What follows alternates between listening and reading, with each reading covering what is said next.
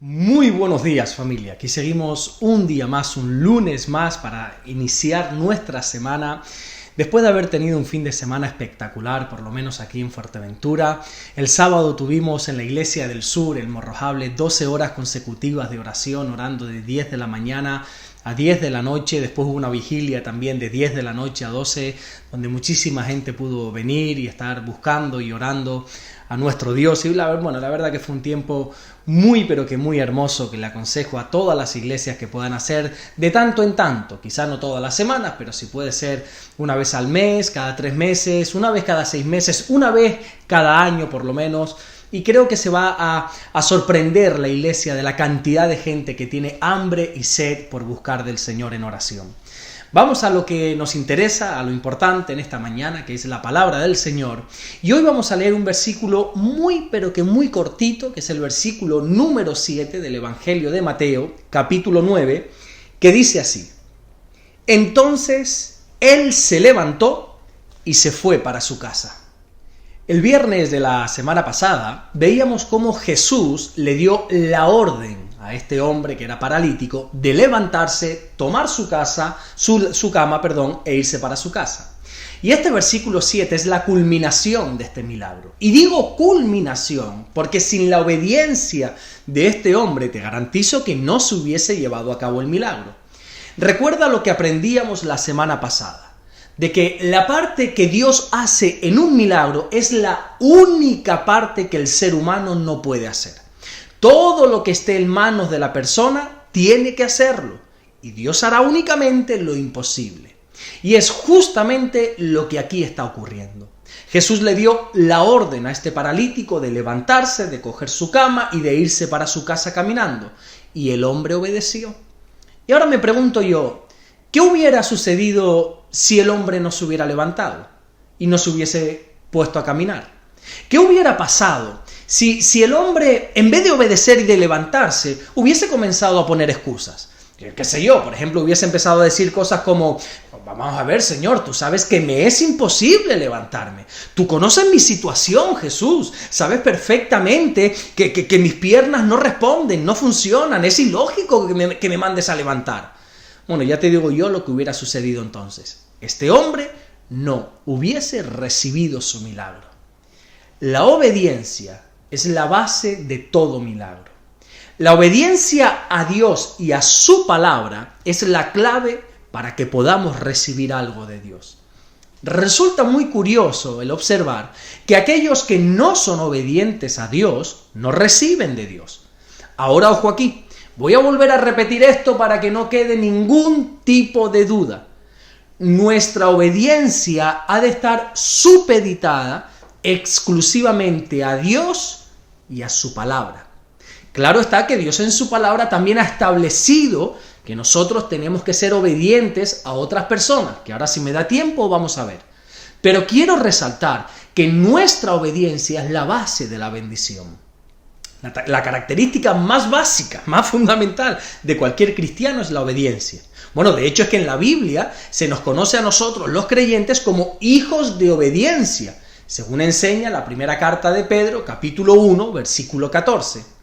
Pero ¿a quién más tenemos que obedecer los creyentes? ¿A quién más? Mira, repito, por encima de cualquier cosa, a Dios. Nunca jamás habrá justificación para desobedecer a Dios o a su palabra. La Biblia enseña, en el libro de los Hechos, capítulo 5 y versículo 29, que es necesario obedecer a Dios antes que a cualquier hombre. Ahora, la segunda fuente de nuestra obediencia es a los pastores. La Biblia enseña en la carta a los Hebreos, capítulo 13, versículo 17, que tenemos no solamente que obedecer a nuestros pastores, sino que además sujetarnos a ellos. Pero aquí hay algo que tenemos que tener muy pero que muy claro. Y es que la obediencia a los pastores tiene un límite, y ese límite lo marca la palabra de Dios. Si un pastor te pide algo que no es bíblico, o peor aún, que va en contra de la palabra de Dios, mira, está totalmente justificada tu falta de obediencia a ese pastor. Escuché una frase el otro día que me encantó, que dice: el Señor es mi pastor, pero el pastor no es mi Señor.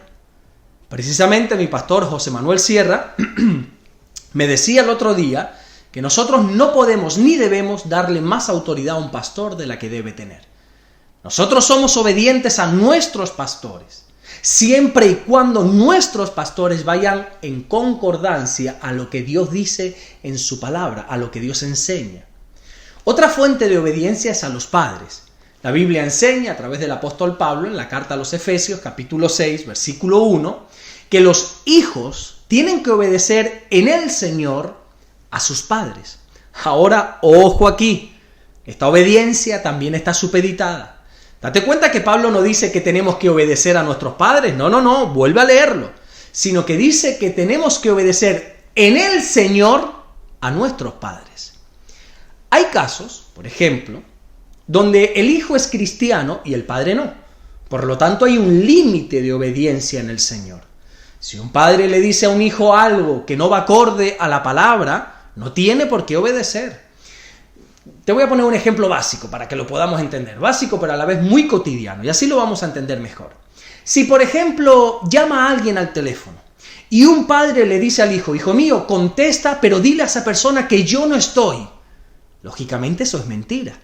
Por lo tanto, ese hijo está exento de obedecer, en ese caso, a su padre. Porque la obediencia es en el Señor. La obediencia es acorde a lo que Dios dice en su palabra. Te voy a poner otro ejemplo, aún mucho más fuerte, que es un caso real de un chico que es amigo mío. El padre de este chico, que no es creyente el padre, cuando mi amigo cumplió hace muchos años atrás 18 años, el regalo del padre fue llevárselo a un prostíbulo para que ese chico estuviese con una prostituta. Lógicamente, mi amigo, que es creyente, le dijo que no.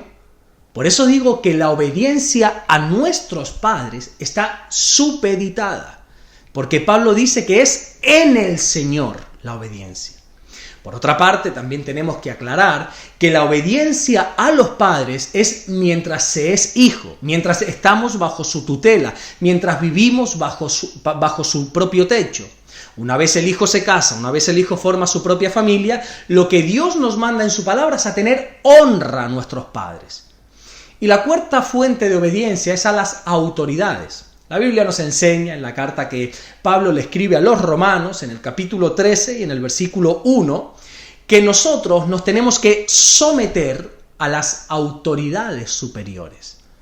¿Autoridades qué son? Bueno, por ejemplo, las autoridades son los presidentes, los alcaldes, la policía, la Guardia Civil, profesores, jueces, etc. Pero aquí sucede lo mismo que con los pastores. Esa obediencia a las autoridades es siempre y cuando vayan acorde a la palabra de Dios. Si a mí una autoridad me pide que obedezca a una ley que no es bíblica, lo siento mucho, pero es necesario obedecer a Dios antes que a cualquier hombre. Por ejemplo, aquí en España, no sé en otros países, aquí en España hay muchas leyes que van en contra de la palabra de Dios, de lo que la palabra de Dios establece, y puestas por el propio gobierno. Pues yo esas leyes no las obedezco, faltaría más. Mi principal fuente de obediencia es la palabra de Dios. Y aquí, mira, a mí ya me puede venir el presidente, ya me puede venir el alcalde a decirme que algo es bueno. Que si la palabra de Dios me dice que es malo, eso es malo por siempre. Ya la Biblia nos advierte desde el Antiguo Testamento que en los últimos tiempos a lo bueno se le va a decir que es malo y a lo malo se le va a decir que es bueno. Con todo esto lo que quiero enseñar es que la obediencia es la clave para poder ser bendecido. Nadie que sea un desobediente podrá recibir de Dios. Este hombre paralítico pudo recibir su milagro porque fue obediente a la orden que Dios le dio. Jesús le dijo, levántate, y él se levantó. Jesús le dijo, vete para tu casa, y él se fue para su casa. Creo que muchas veces hemos perdido el poder recibir alguna bendición, algún milagro de Dios por nuestra falta de obediencia.